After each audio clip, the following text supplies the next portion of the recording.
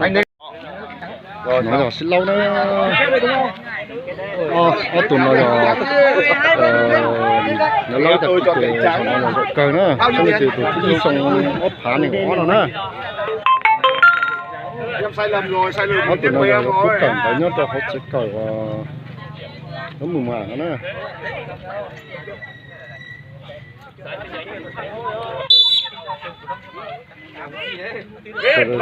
Còn nhanh hơn lúc đấy cơ, cầu thủ áo trắng lúc đấy nhanh hơn, nhanh hơn. Đấy quả tôi bảo nhìn nhanh hơn mà lại khỏe như mặt thua, khỏe như mặt thua.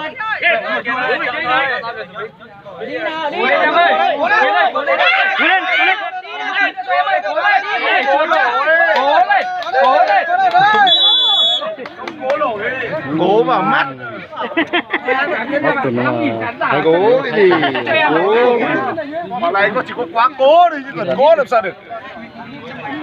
Ăn dê được. Áo giờ này. Cho đúng là hành cờ đó. Đánh 3 lần rồi.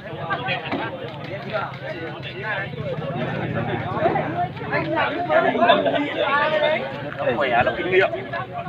Vừa kỳ nó vừa đẩy. Đây nó nhìn nó.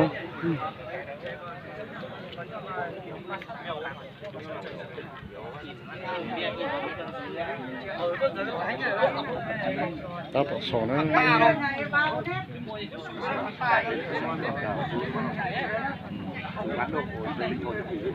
Đâu? Đấy. À, anh có cái một đây đấy.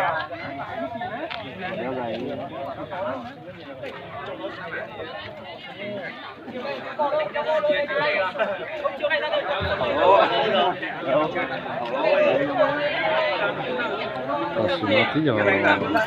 Ôi, ôi hai Xin là có ý mà có sò đó. Xin lỗi gì của nó. Như suy lò. em chơi tay trái luôn đấy. 1 ăn 5. Nó có khó nữa.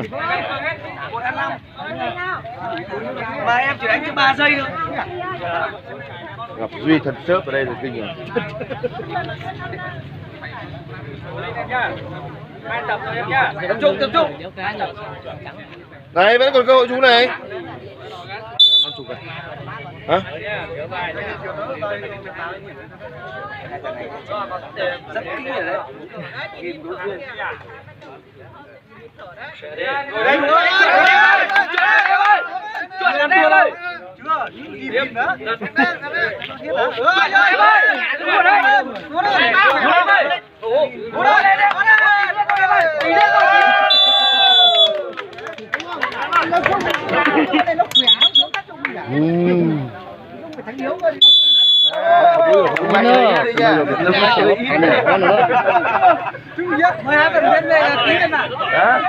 Cắt đi rồi à?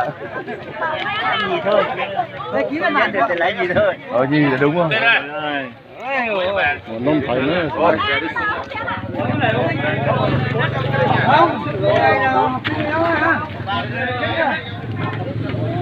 Đi đẹp rồi. Hai, đang à? Về nhà phải giữ cân con nhá. Đi đây cân quá 70. Giữ cân để mấy hôm nữa. Quá 70. Sò nữa, nó kể nó sò đó. Cái chỉ ra trong tôi mà nó chỉ nên đùa nữa.